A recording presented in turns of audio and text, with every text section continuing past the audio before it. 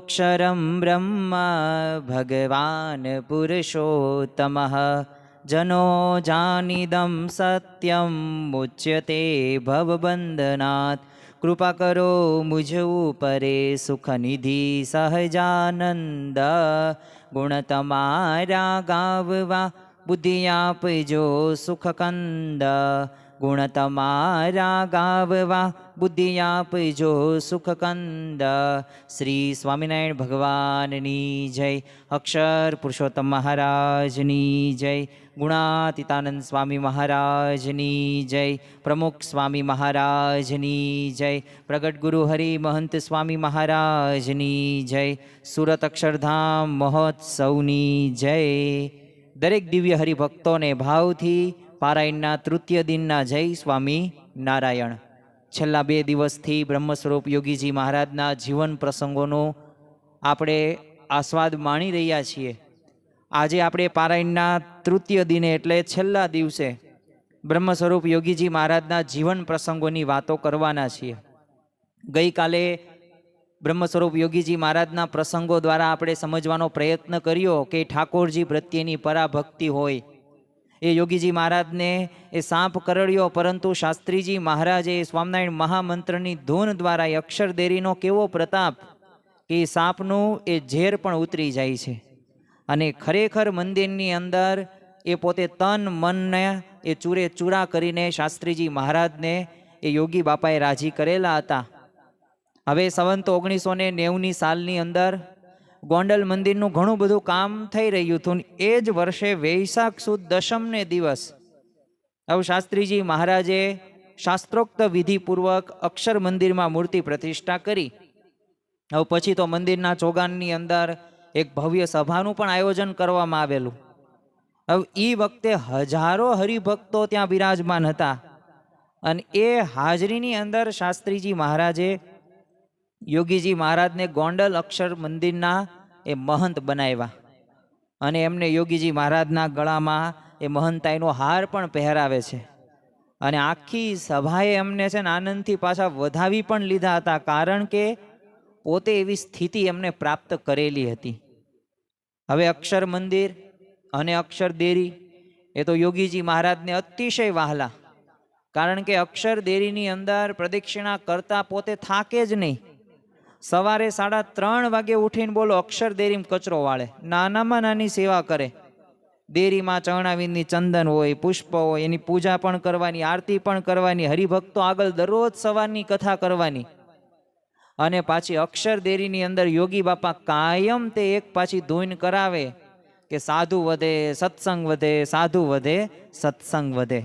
અને જો આજનો તે આ પવિત્ર દિવસ છે કે જે 9 યોગેશ્વરોને એ યોગી બાપાએ દીક્ષા આપી, ભાગવતી દીક્ષા, અને એમાં પ્રગટ ગુરુ હરિ મહંત સ્વામી મહારાજને પણ એ દીક્ષા આજના દિવસે જ આપવામાં આવેલી છે। અને ખરેખર એમને જે સંકલ્પો કર્યા ને યોગી બાપાએ બધાય પૂરા થયેલા છે। તમે જો દિલ્હીની અંદર જ તે અક્ષરધામ બનાવવું છે અને તમે જો પ્રમુખ સ્વામી મહારાજે 30-32 વર્ષ સુધી ધીરજ રાખી પણ અક્ષરધામ બનાવ્યું। આજે વિશ્વના બધાય લોકો એ અક્ષરધામના દર્શન કરવા માટે આવે છે। અને ખરેખર ભારતીય સંસ્કૃતિ કેવી છે તો ત્યાંનો પરિચય આપણને ત્યાંથી પ્રાપ્ત થાય છે, એ નૌકા વિહાર જ્યારે કરવામાં આવે ત્યારે। તો યોગી બાપાએ તો આવા ઘણા બધા સંકલ્પો પોતે કરેલા અને આવી જ રીતે ધૂન કરે, સાધુ વધે સત્સંગ વધે। અને નામાના ચોપડા પણ પોતે લખે, હિસાબ પણ રાખે, ઠાકોરજીની સેવા પણ કરવાની, પાછું મહેમાનો આવે તો એની આગતા સાગતા સરભરા પણ યોગીજી મહારાજ કરે।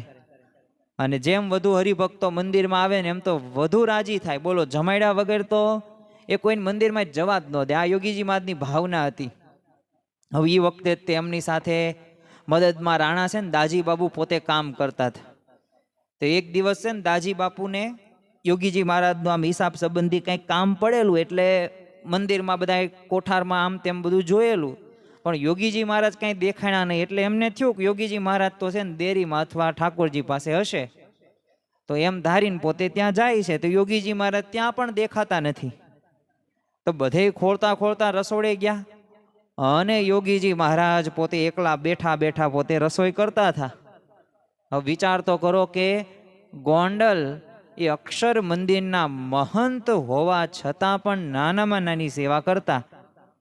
અને એ સેવા કરતા જોયા ને તરત કીધું કે હું તો તમને ક્યારનો શોધું છું, તમે અહીંયા રસોઈ બનાવવા કેમ બેસી ગયા છો?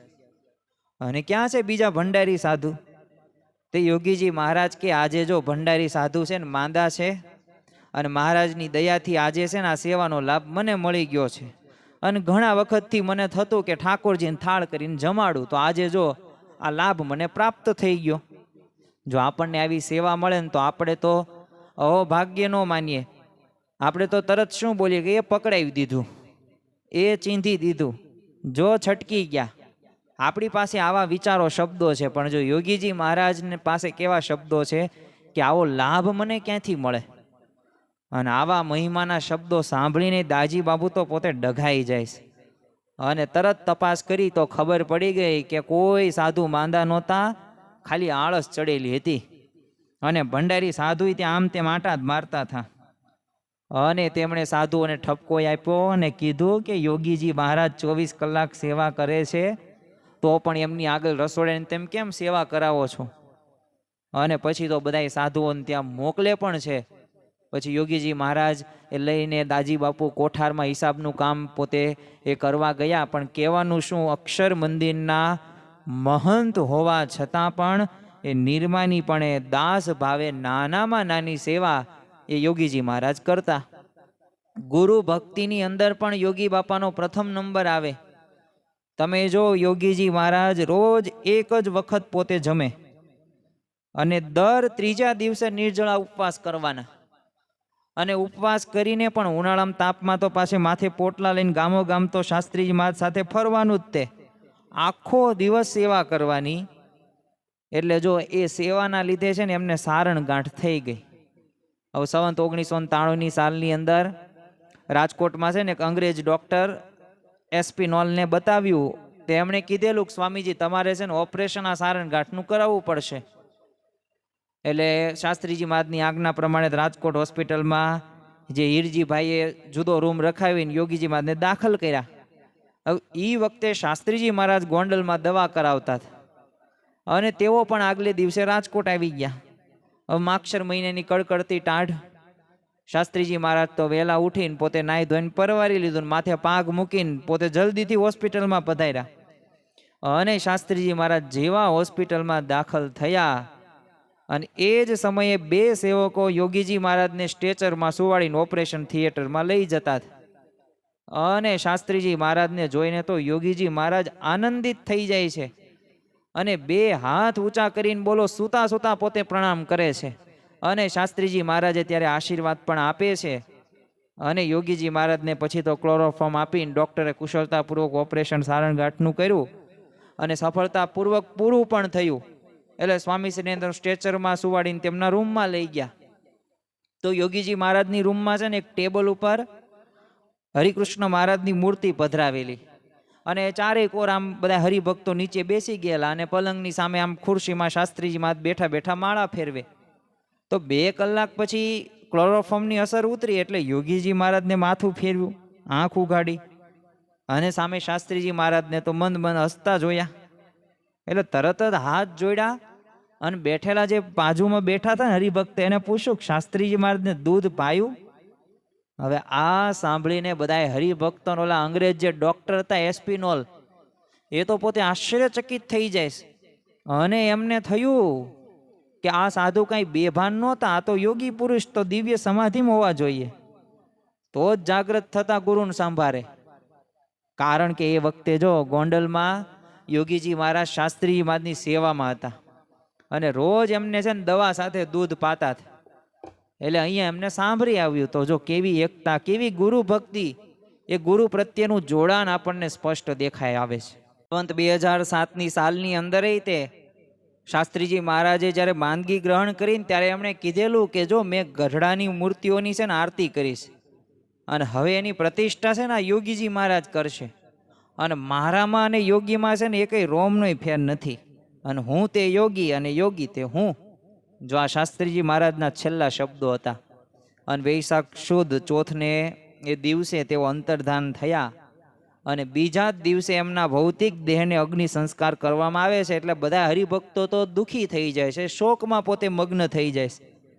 અને બધા વિચારવા લાગે છે કે શાસ્ત્રીજી મહારાજ તો ગયા, પણ હવે આપણું શું થશે? હવે આ વિચારમાં તો કોઈને કંઈ સૂઝે નહીં. અને એ વખતે યોગીજી મહારાજે બધાને હિંમત આપતા કીધું કે શાસ્ત્રીજી મહારાજ ક્યાં ગયા છે? શાસ્ત્રીજી મહારાજ આપણી વચ્ચેથી ગયા છે એમ મનાય જ નહીં. શાસ્ત્રીજી મહારાજ તો સત્સંગમાં સદાય પ્રગટ છે. અને યોગીજી મહારાજના આવા મહિમાના શબ્દો સાંભળીને બધાની પ્રતીતિ થઈ ગઈ કે શ્રીજી મહારાજ શાસ્ત્રીજી મહારાજ દ્વારા પ્રગટ હતા, અને એ જ શ્રીજી મહારાજ આજે યોગીજી મહારાજમાં પ્રગટ છે. અને શાસ્ત્રીજી મહારાજ હવે બધાને યોગી રૂપે સુખ આપશે. તો આમ એને બધાને યોગી બાજુ મહારાજના એ શાસ્ત્રીજી મહારાજમાં દર્શન થયા, અને જે જ્ઞાન ચક્ષુ હતા એ પણ ખુલી જાય છે. શાસ્ત્રીજી મહારાજના જ્યારે અક્ષરધામ ગમન પછી આમ છઠ્ઠે દિવસે છે ને, સંવંત 2007 વૈશાખ સુદ દશમનો દિવસ, અને ધામધૂમપૂર્વક ગઢડામાં મૂર્તિ પ્રતિષ્ઠાનો સમયો યોગીજી મહારાજના સાનિધ્યની અંદર જ તે થયેલો. અને 50,000 હરિભક્તો ત્યારે ભેગા થયેલા. અને શાસ્ત્રીજી મહારાજ સત્સંગમાં સદાય પ્રગટ છે એવી પણ બધાને ત્યારે પ્રતીતિ થઈ ગયેલી.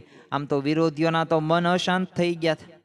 એટલે એમને તો શું હતું, શાસ્ત્રીજી મહારાજ ધામમાં ગયા એટલે હવે કોઈ ઉત્સવ સમય આવશે નહીં, અને અક્ષર પુરુષોત્તમ સંપ્રદાય એ પડી ભાંગશે.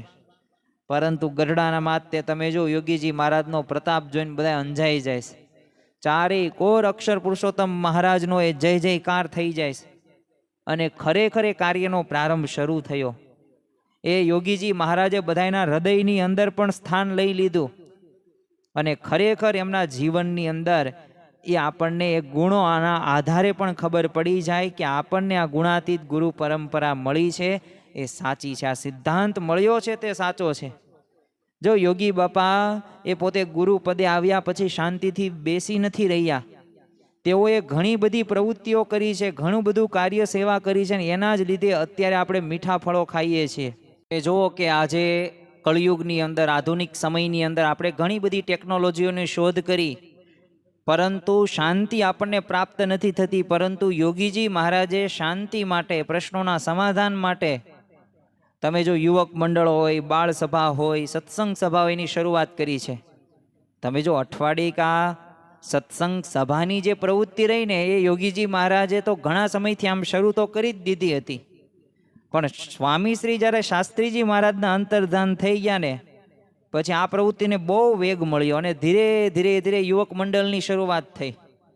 અને શરૂઆતમાં તો બહુ થોડા યુવકો ભેગા થાય. યુવકો તો ઘણીવાર આમ હતાશ થઈ જાય, પણ તોય તે યોગી બાપા પ્રેમથી શું કહે કે આજ્ઞા પાળવામાં સુખ છે, એટલે તમારું યુવક મંડળ છે ને ઘણું વધી જશે, અને એમ હિંમત રાખજો. અને પાછા નવા નવા યુવક મિત્રોને તે યુવક મંડળમાં લઈ આવવા, કથા વાર્તા કરવી, આપણી વાત સમજાવવી, તો મહારાજની દયાથી યુવકો ઘણા વધશે. આવા બધા બળભળા શબ્દો પણ પોતે કહેતા.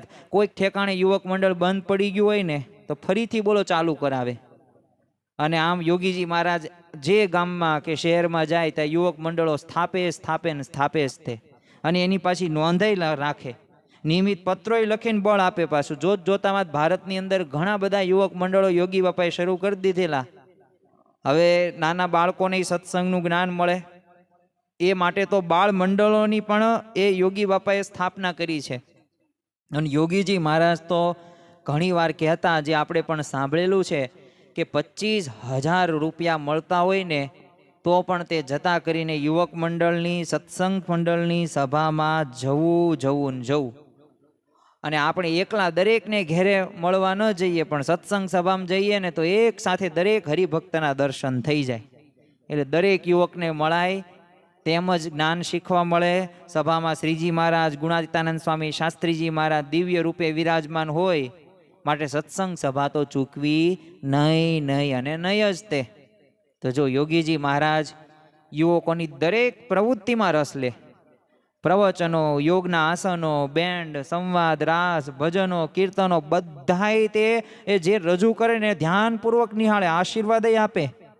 અને એટલું જ નહીં, હસ્તલિખિત અંકો પણ વંચાવે યુવકોને, અને એ પણ સાંભળવાના. અને યોગીજી મહારાજ તો કહેતા કે હસ્તલિખિત અંક દર 3 મહિને કાઢવો. તો જો આ ખરેખર આપણા જીવનમાં પણ આવા યુવક મંડળ, બાળ સભા, શિશુ મંડળ, સત્સંગ સભાની જરૂર છે. તો જો એમાં આપણે જતા હોય ને તો આપણે યોગી બાપાનો અંતરનો રાજીપો પ્રાપ્ત કરી શકીએ. અને ખરેખર આ સત્સંગ સભાથી એ આપણા બાળકોમાં સંસ્કારોની વૃદ્ધિ થાય છે. આ રવિ સભા ભરવાથી આપણે એ શું કરવું જોઈએ અને શું ન કરવું જોઈએ એ સાચું જ્ઞાન પ્રાપ્ત થાય છે. અને તમે જો યુવકો સાથે તો યોગીરાજ એટલા બધાય પોતે એ હળી મળી જતા હતા ને, યુવકોને કાયમ માટે એવું જ લાગતું હતું. કારણ કે યોગીજી મહારાજને તો યુવકો અને બાળકો બહુ પ્રિય, એટલે વારે ઘડીએ પોતે કહેતા યુવકો મારું હૃદય છે. હૃદયના જેવા જતનથી જો યુવકોને પાતે સાચવે પાછા, અને પ્રેમથી યોગી બાપા બધાને બોલાવે.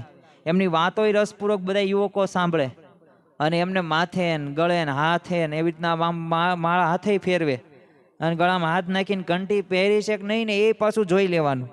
અને જો કંઠી પહેરી ન હોય ને તો પાછું પહેરાવે. માતા કરતાં પણ જો વધુ હેતથી યુવકોને વશ કરી લેતા.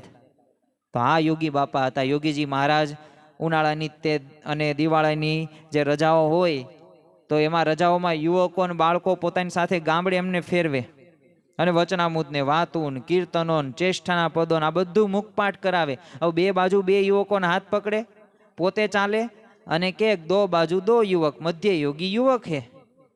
અને આવી રીતના તો યુવકો સાથે પણ એ બહુ હેત પ્રીતિ એમને થઈ ગયેલી. અને યોગી બાપા તો હેતથી પોતે પીરસે, પથારી કરે, કોઈક યુવક માંદા હોય ને તો એની સેવા પણ કરવાની. તો જો આ ઉત્કૃષ્ટ ભાવના એ આપણને યોગી બાપાના જીવનમાં જોવા મળે છે. પોતે જાતે પાછા એ સવારે વહેલા 4:30 વાગે ઉઠવાનું, યુવકોને જગાડવાના, આજ્ઞા, ઉપાસના બધી સેવાની વાતો કરવાની. અને જે યુવકો એમાંય તે નકોડા ઉપવાસ કરે ને તો એના ઉપર તો અતિશય રાજી થઈને થાપો મારે. હવે રાત્રે 11 વાગે તે સભા પૂરી થાય એટલે નિયમ ચેષ્ટા તો થઈ જ જાય. પછી જ યોગીજી મહારાજ યુવકોને લઈને એકાંતમાં ફરીને સભા કરે. અને ખરેખર યુવકો આગળ તો અંગ્રેજી, હિન્દી, ગુજરાતી એમ પાછી જુદી જુદી ભાષામાં પ્રશ્નોત્તર કરાવે, અને પોતે પણ રાજી થઈને અંગ્રેજી શબ્દો બોલે ને પાછી ગમ્મત પણ એટલી જ કરાવતા. એટલે જ તે જો યોગી બાપાના જીવનની અંદરથી આપણને એવા પ્રસંગોનું જ્યારે ચરિત્ર આપણે ગાન કરીએ, સાંભળીએ ને ત્યારે અંદરથી એક શાંતિનો અનુભવ થાય. કારણ કે યોગી બાપા એ રીતે જીવીને ગયા છે. અત્યારે વર્તમાન કાળે પણ મહંત સ્વામી મહારાજમાં આવા ગુણો આપણને જોવા મળે છે. આમ તમે જો આજના યુગની અંદર કોલેજમાં અભ્યાસ કરતા બધા નવયુવાનો યોગીજી મહારાજને વશ કરી દે એટલે એમને સિગરેટ, પાન, સિનેમા, નાટક, વ્યસનો બધું છોડી દે, અને એક સાદું સંયમી જીવન જીવન પ્રેરણા, આદર્શ નાગરિક કઈ રીતે બનવું, તો એની પ્રેરણા યોગી બાપા આપતા. અને દર વર્ષે વેકેશનમાં 1-2 મહિના સાથે ફેરવે, અને યુવકો એમને છૂટા પડે ને ત્યારે એમને ખાસ ભલામણ શું કરે, નિયમ ધર્મ પાળજો, યુવક મંડળમાં નિયમિત જજો, તમારા ગામમાં મંડળ હોય ને તો શરૂ કરજો, અમે તમને પત્ર લખીશું. તો બોલો એમ કહીને તો મંદિરના દરવાજા સુધી વળાવવા આવે. હવે યુવકોને પ્રેમ મૂર્તિ જો યોગીજી મહારાજની એ છૂટા પડતા છે ને આંખમાં આંસુ આવી જાય. કારણ કે એ પ્રકારનું જીવન એ યોગી બાપાએ જીવ્યા હતા. બીજું એક યોગીજી મહારાજનું એક વિશેષ કાર્ય કહી શકાય ને તો યુવાનોને દીક્ષા. તમે જો 10 જ વર્ષની અંદર યોગીજી મહારાજની આસપાસ એક સુંદર યુવકોનું વૃંદ તૈયાર થઈ ગયેલું, ને એમની આજ્ઞાથી આ યુવકો ઘરે પણ સાદાઈ ભર્યું જીવન પોતે જીવે, દર 5 દિવસે ઉપવાસ કરે, અને ઓશિકા વગર શેતરંજી ઉપર સુવાનું, અને ઠંડી પાણીએ નાય, પોતે તિલક ચાંદલો કરે, બહારનું ખાઈ પીવે જ નહીં, નાટક, સિનેમા, ચા બધુંય તે બંધ. બોલો પણ યોગીજી મહારાજની આજ્ઞાથી આવા થોડાક એવા ભક્તો નહીં, ઘણા બધા યુવકો સાધુ થવા માટે તૈયાર થઈ ગયા. અને તેઓ પાછા કે બનાવવા છે, કહો બનશો ને. હવે એમના આવા પ્રેમાળ શબ્દો આગળ તો ભણેલા ગણેલા યુવાનો રહ્યા ને એ પણ પોતે એ પરત. એટલે જ તે જો આજના દિવસ પવિત્ર દિવસ શા માટે? કારણ કે 9 યોગેશ્વરોને એ આજે દીક્ષા આપી છે. અને ખરેખર યોગીજી મહારાજને સાધુ થવા ઈચ્છતા એક યુવકને પત્રમાં લખેલું કે મારે તમને છે ને સાધુ કરીને મારી સેવા કરાવવી નથી, મારે તો બ્રહ્મ વિદ્યા ભણાવીને એકાંતિક ધર્મ સિદ્ધ કરાવો છે, અને તમારું આત્યંતિક કલ્યાણ કરવું છે, અને તમારા દ્વારા લાખોને સત્સંગ કરાવો છે, અને અક્ષર પુરુષોત્તમની ઉપાસના રહીને એ જગભરની અંદર પ્રવર્તાવી છે. તો જો સ્વામીશ્રીના એક મહાન આશયને જાણીને બધા યુવકો એ મા બાપને હસ્તે મુખે પોતાના પુત્રો યોગીજી મહારાજના ચરણની અંદર ધરેલા.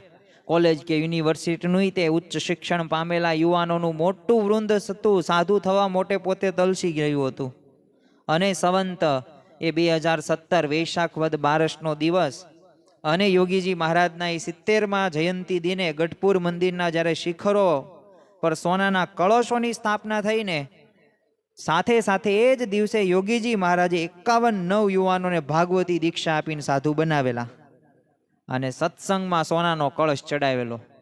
અને ભગવાન સ્વામિનારાયણ પછી સ્વામિનારાયણ સંપ્રદાય કે ઘણી બધી આધ્યાત્મિક ઇતિહાસની અંદર એક જ દિવસે આવા ઉચ્ચ શિક્ષણ પામેલા 51 યુવાનોને સાધુ દીક્ષા દેવાનો છે ને આ પ્રથમ પ્રસંગ હતો. અને આનો યશ કોને જાય છે? યોગીજી મહારાજને.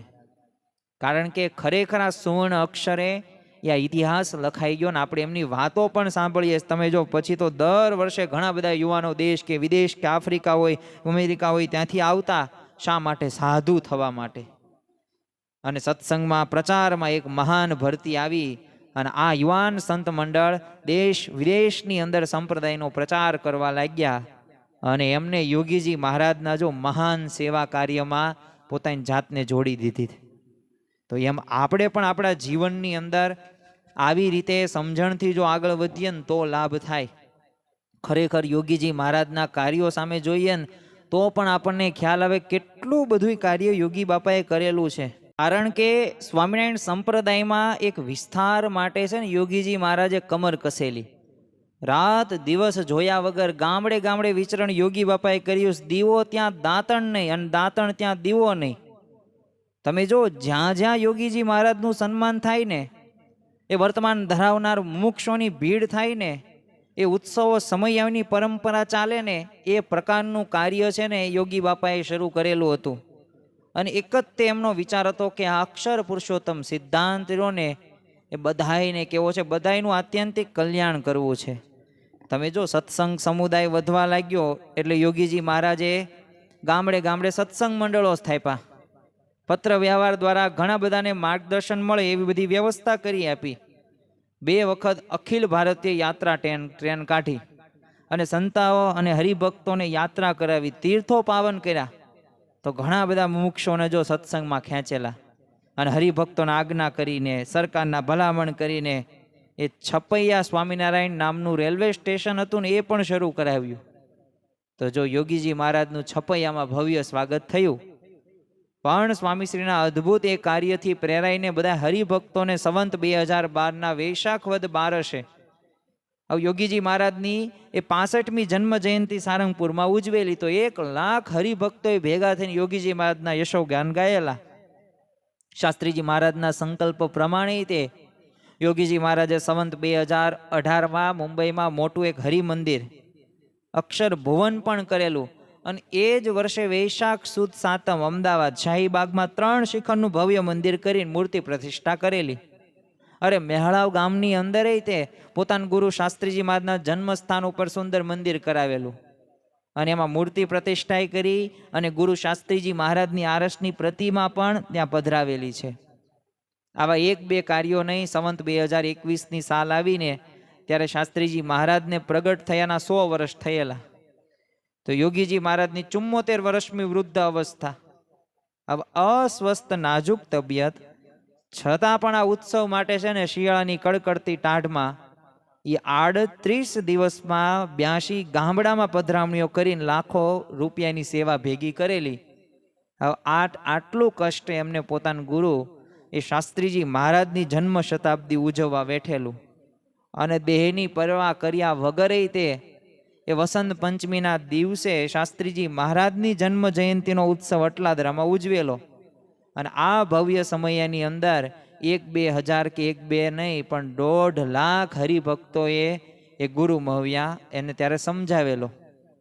તો જો ત્યારબાદ પૃથ્વી ઉપર સદવિદ્યાની પ્રવૃત્તિ થાય એ હેતુથી યોગીજી મહારાજે વિદ્યાનગર છાત્રાલય હોય, ગોંડલમાં ગુરુકુળની સ્થાપના હોય, ગોંડલમાં પ્રાથમિક કે માધ્યમિક શાળા પણ શરૂ કરાવેલી. હવે યોગીજી મહારાજની તો 76મી જયંતિ આવેલી. તો દેશ પરદેશની અંદર લાખો હરિભક્તોને શ્રીજી મહારાજમાં અખંડ ધારક આ સત્પુરુષની આમ જયંતિ ઉજવવાનું નક્કી કર્યું હતું. અને અમૃત પર્વ નામનો સ્મારક ગ્રંથ પણ એમના દિવ્ય કાર્યની ઝાંખી કરાવતો એક પ્રગટ પણ થયેલો. હવે આ પ્રસંગે યોગીજી મહારાજને ₹25,000નું દાન એ ગુજરાત સરકારને દુષ્કાળ પીડિત જે જનો હોય એને અન્નદાન દેવા અર્પણ કરેલું.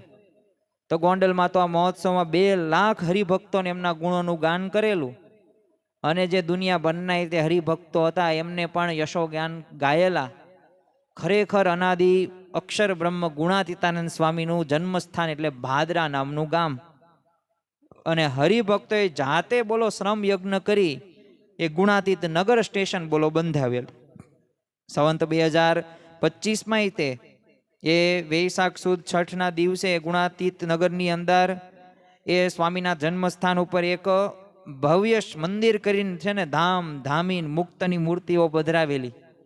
આ પણ એમનું અલૌકિક કાર્ય એ કહી શકીએ. જો આપણને પ્રશ્ન થશે કે આ બધાય કાર્યો કેમ જાણવા જરૂરી છે, કારણ કે આપણને યોગી બાપાનો મહિમા નથી ને યથાર્થ એના મૂળની અંદર એ આપણે વાંચન કરતા નથી, આપણે એવું જ્ઞાન ગ્રહણ કરતા નથી, તો મહિમા વિશેષ એ આપણી ગુણાતીત ગુરુ પરંપરાનો થાય. યોગીજી મહારાજે તે જે શ્રીજી મહારાજના વચનામૃત રૂપ એ વેદ રસ હતું તો એ પુસ્તક હતું એ ફરીથી છપાવેલું. અને પોતાના ગુરુ શાસ્ત્રીજી મહારાજ અને એમના ગુરુ હતા ભગતજી મહારાજ, તો એમના જીવન ચરિત્રોના ગ્રંથો તૈયાર કરાવેલા. અને ગુરુની જન્મ શતાબ્દી ઉપર યજ્ઞ પુરુષ સ્મૃતિ નામનો ગ્રંથ પણ પ્રગટ કરાવ્યો. અક્ષરબ્રહ્મ ગુણાતીતાનંદ સ્વામીનો પ્રસાદીનો અચિંત્યાનંદ વર્ણીનો લખેલો એ હરિલામૃત કલ્પતરુ, તો આ નામનો મહાન ગ્રંથ પણ છપાવીને પ્રસિદ્ધ કરેલો. આમ જોવા જઈએ ને તો શ્રીજી મહારાજનું જીવન અને દર્શન તથા વચનામૃતો હિન્દી અને અંગ્રેજીમાં તૈયાર કરાવવાનો એ ફાળો છે ને યોગીજી મહારાજને જ જાય છે. અને ગુણાતીતાનંદ સ્વામીનું પણ સંપૂર્ણ જીવન વૃત્તાંત હતું ને ગુજરાતીમાં છપાવીને બોલો પ્રસિદ્ધ કરેલું હતું. તો કેટલો ખટકો એ ગુરુ પ્રત્યે હશે, કે કેવું જોડાણ હશે. અને શાસ્ત્રીજી મહારાજ તે સંસ્થાપિત જે સ્વામિનારાયણ પ્રકાશ હતો એનો પણ પ્રચાર એ ઘરે ઘરે હરિભક્તો પોતે વાંચન થાય પ્રકાશનું એ પ્રકારની વ્યવસ્થા કરવામાં આવેલી. અને એટલું જ નહીં, મુખ્યપણે તો એમને રવિ સભા હોય, બાળ સભા હોય, યુવક સભા હોય, એ ખરેખર એમના જીવનની અંદર આવે એક આપણા જીવનમાં મોટામાં મોટી ભેટ એમને આપી એમ કહી શકાય. અને એમને દીક્ષા આપેલા તે જે નવયુવાન સંતોને સંસ્કૃતનો ઉચ્ચ અભ્યાસ માટે તે મુંબઈની અંદર પાઠશાળાની અંદર મોકલે છે અને વિદ્વાન સંતો તૈયાર કર્યા.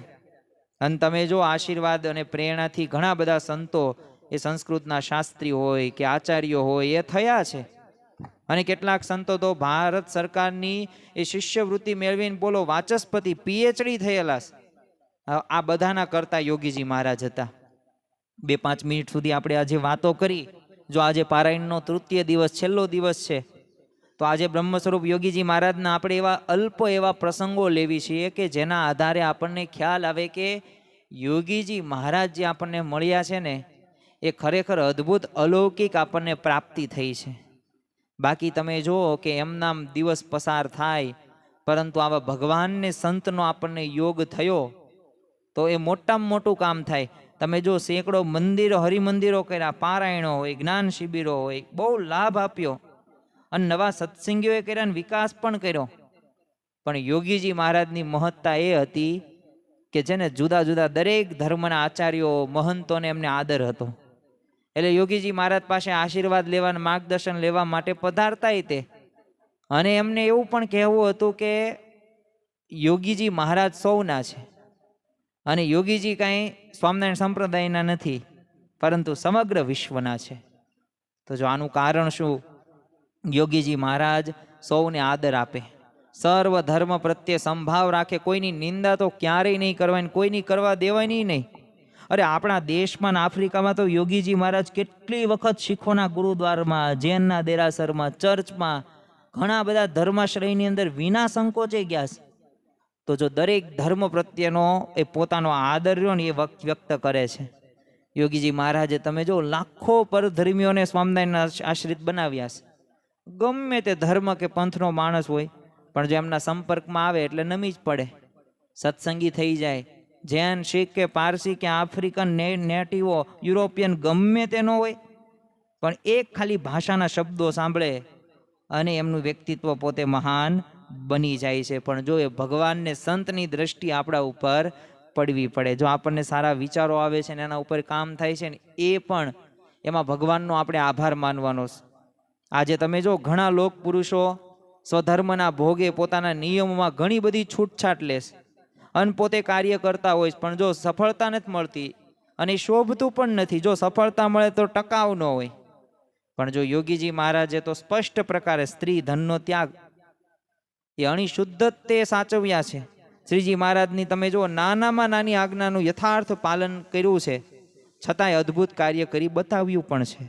અને સમગ્ર સમાજની અંદર તમે જો આદરણીય પ્રાંત સ્મરણીય પદ મેળવ્યું છે, તો એના મૂળની અંદર શું બાબત છે? એના મૂળની અંદર એ ખરેખર એ સચ્ચાઈ છે, એ સત્ય નિષ્ઠા છે. અને એ નિષ્ઠાથી જ કોઈ પણ વ્યક્તિ છે ને એ આગળ વધી શકે છે. યોગીજી મહારાજે ભારતની અંદર તો અલગ અલગ એ જે જિલ્લા હોય, ગામડા હોય, ત્યાં તો વિચરણ કરેલું, સત્સંગ વધારેલો, પરંતુ આફ્રિકાના હરિભક્તોના આગ્રહને વશ થઈને બોલો, પ્રથમ સંવત 2012 સન 1955 યોગીજી મહારાજ જ્યારે આફ્રિકાના એડનના પ્રવાસે ગયેલા, તો મોબાસાના ભવ્ય મંદિરમાં છે ને મૂર્તિ પ્રતિષ્ઠા કરી અને અક્ષર પુરુષોત્તમ દેવ પધરાવ્યા. હવે મુક્તરાજ તો મગનભાઈના એ સમાધિ સ્થાન પર ચરણાવિંદ પધરાવેલા અને હજારો નવા સત્સંગી કરેલા. તો ઉત્સવ સમયા કરીને છે ને ઘણા બધા સ્થાનોને તીર્થરૂપ બનાવેલા. તમે વિચાર કરો, હજારો માઇલનો પ્રવાસ અને અંધારખંડ આફ્રિકાને બોલો અંજવાળ્યો. અને જેના ફળ સ્વરૂપે આફ્રિકામાં ઘણા બધા યુવક મંડળો, સત્સંગ મંડળો સ્થપાયણા અને સતત પત્રોના પ્રવાહથી હરિભક્તોનો જે સત્સંગનો રંગ ચડતો હતો ને, એ ચડતો ને ચડતો જ રહ્યો. અને એટલું જ નહીં, કંપાલા હોય, ઝીંઝા હોય, ટરોરા હોય, તો ત્યાં પણ મંદિરો બાંધીને તૈયાર કરેલા છે. તો ખરેખર આ મંદિરોમાં મૂર્તિ પ્રતિષ્ઠા કરવા, યોગીજી મહારાજને ફરીથી આફ્રિકા પધારવા એ હરિભક્તોને વિનંતી કરી. અને સાથી સંવત 2016 1960 યોગીજી મહારાજ ફરીથી આફ્રિકા તથા એડન પધારેલા અને ત્યાં એ કંપાલા, ઝીંઝાન, ટરોરામાં મંદિરોની બધી પ્રતિષ્ઠા હતી, મૂર્તિ પ્રતિષ્ઠા એ વિધિવત પૂરી કરી અને 35,000 માઇલનો પ્રવાસ કર્યો. 7 દેશોમાં કુલ છે ને 103 ગામોમાં વિચરણ કર્યું છે. હજારો મુમુક્ષોને સત્સંગમાં ખેંચાશે. અને આફ્રિકામાં તો ઉત્તરોત્તર સત્સંગ વધવા જ લાગ્યો છે. તમે જો પશ્ચિમના દેશો હોય, ઇંગ્લેન્ડ, અમેરિકા, કેનેડા, તો ત્યાં પણ સત્સંગના બીજ રોપાણા છે. ધીમે ધીમે ઇંગ્લેન્ડ, અમેરિકામાં પણ સત્સંગીઓ વધ્યા. આફ્રિકામાં જો ગુલુ હોય, નારોબી હોય, હરિભક્તો કેટલી મોટી જગ્યા વિશાળ લઈને મંદિર બાંધેલા છે. તો જો હરિભક્તોએ ફરી એકવાર પ્રાર્થનાનો શરૂ કરી.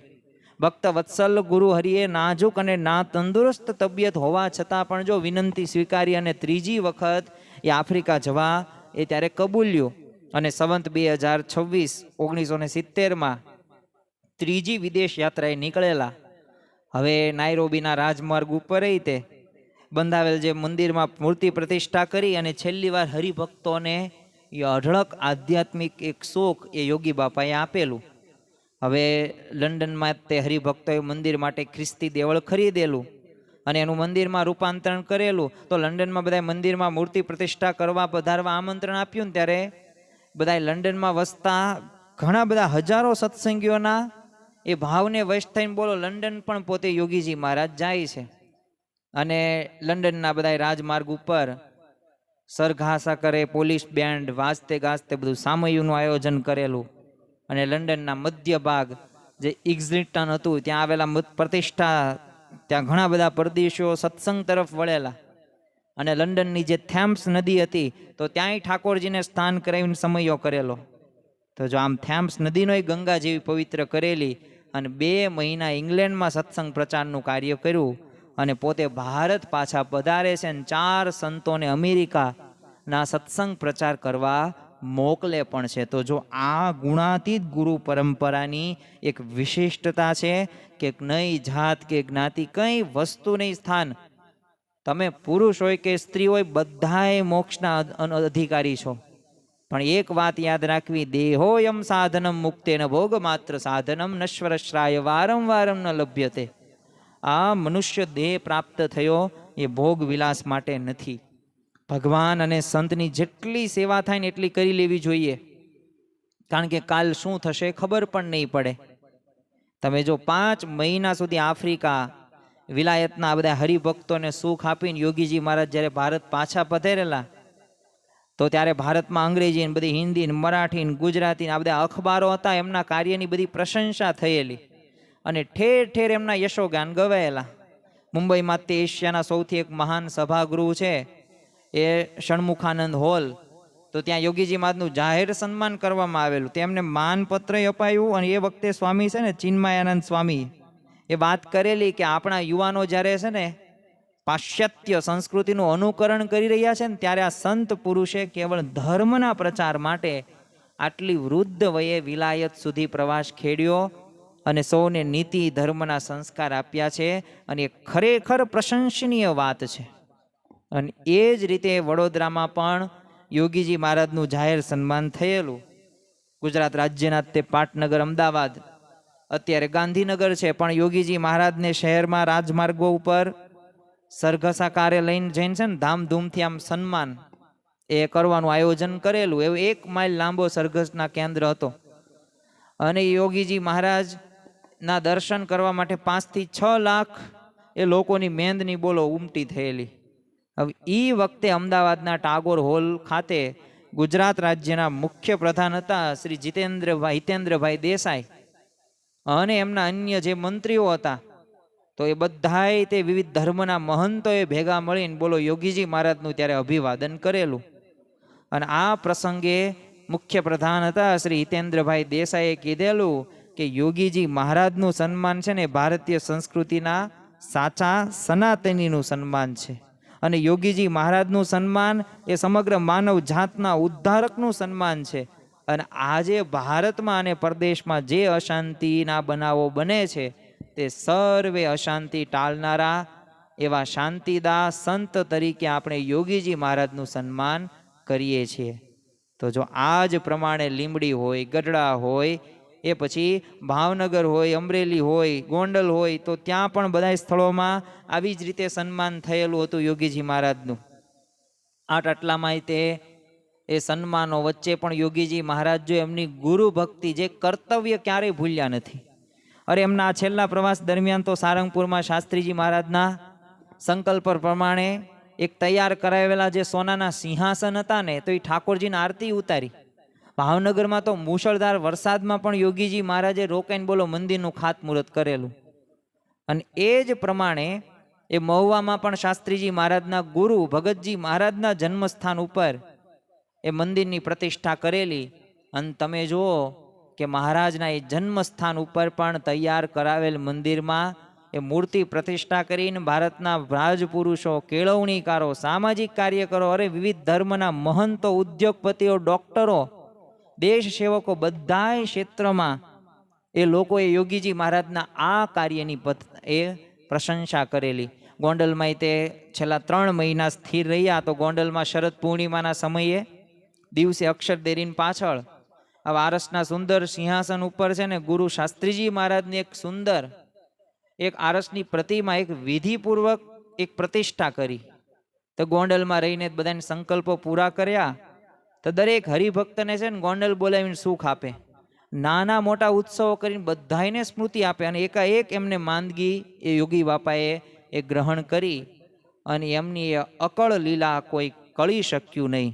જ્યારે ભગવાનના સંત આ પૃથ્વી ઉપર આવે ને, ત્યારે તેઓ એ મનુષ્ય ચરિત્રો કરે છે, પરંતુ આ મનુષ્ય ચરિત્રમાં આપણે દિવ્ય ભાવ રાખવાનો છે. એ છેલ્લા સમયોની અંદર એ યોગી બાપાએ બધાયના સંકલ્પો પૂરા કર્યા. દરેક હરિભક્ત હતા ને બધાને બોલાવીને બોલો સુખ આપેલું, અને નાના મોટા ઉત્સવો કરીને બધાને સ્મૃતિ પણ કરેલી. અને ખરેખર એ જે એકાએક એમને માંદગી ગ્રહણ કરી અને એકળ લીલા કોઈ કળી તો શક્યું જ નહીં. પણ એટલું જ નહીં, પણ મુંબઈમાં તે એ જ સારવાર માટે લાવવામાં તો આવે જ છે. અને સંવત 2027 એ પોષવદ એકાદશીનો દિવસ 23/1/1971 અને બપોરે 1 વાગે બધાને જય સ્વામિનારાયણ કહીને એ પોતે એકાએક સ્વતંત્ર થકા દેહ છોડીને અંતર્ધાન પોતે થયા. અને એમના દેહને વિમાન દ્વારા એ મુંબઈથી ગોંડલ લઈ જવામાં આવે છે. અને ત્યાં જ પોષવદ બારસના દિવસે એમના દેહનું એ 16 વિધિપૂર્વક એ પૂજન પણ કર્યું. અને ત્યારબાદ જે અક્ષર મંદિરની જમણી બાજુ ઉપર આવેલ એક પ્રાંગણના એમના દેહનો અગ્નિ સંસ્કાર કરવામાં આવે છે. અને આ પ્રસંગે દેશ વિદેશના હજારો ભક્તો અને જે મહાનુભાવો હતા એ અંતરમાં અશ્રુથી એમને અંતિમ અંજલિ પોતે આપી. અને આ જગ્યાએ સ્મૃતિ મંદિર પણ છે, જે આપણે સર્વ કોઈ દર્શન માટે જઈએ પણ છીએ. પણ જો યોગીજી મહારાજને શું ગમે છે, છેલ્લે આપણે એક બે વાતો કહીને પૂરું કરીએ. કારણ કે બ્રહ્મ સ્વરૂપ યોગીજી મહારાજના જીવનની અંદર તો એ આપણને ઘણું બધું એ શીખવા મળે છે. જ્યાં 3 દિવસ દરમિયાન જે આપણે પ્રસંગોની વાતો કરી, પણ એ પ્રસંગો એકે એકમાં કંઈક પ્રેરણા છે. આપણે કેવા બનવાના, તો યોગી જેવા આપણે બનવાનું છે. તમે જો ધામમાં પધાર્યા ત્યાં સુધી યોગીજી મહારાજ હંમેશા પોતે જાડા કપડાં પહેરતા. તો જો સાદાઈની સેવા એમને ગમતા.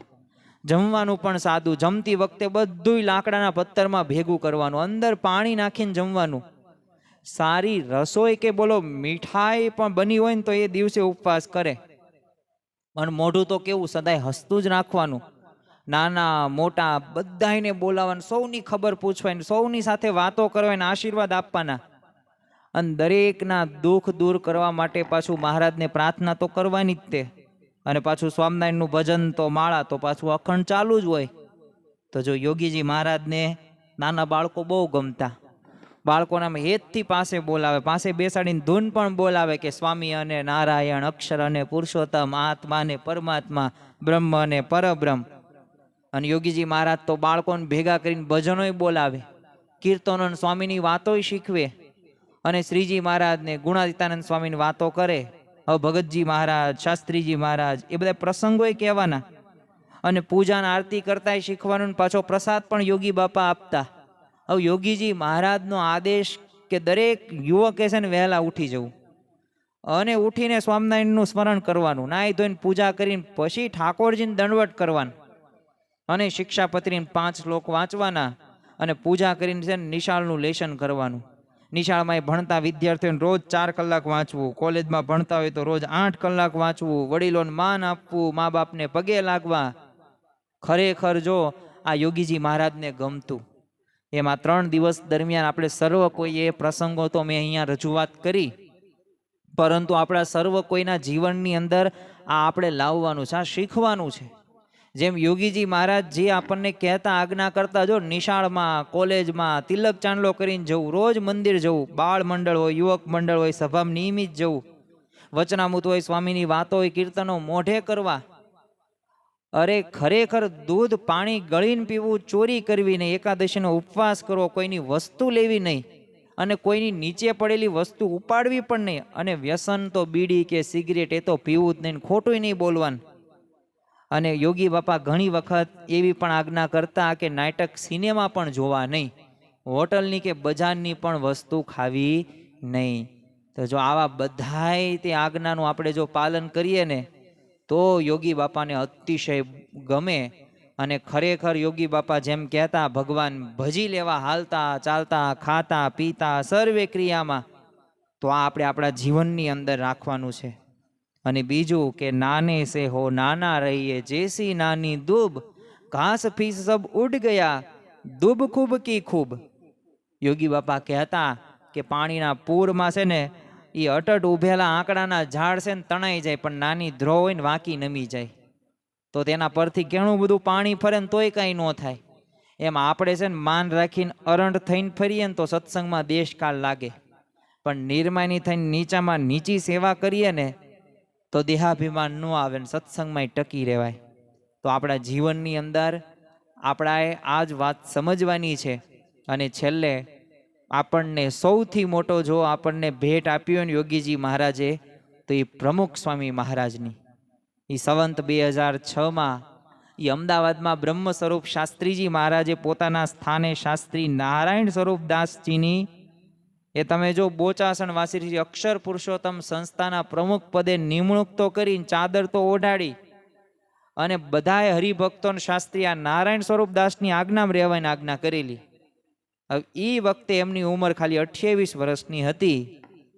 એટલે એમને એ પ્રમુખ સ્વામી નામ એ ઓળખાય ને આપણે પ્રમુખ સ્વામી મહારાજ કહીએ છીએ.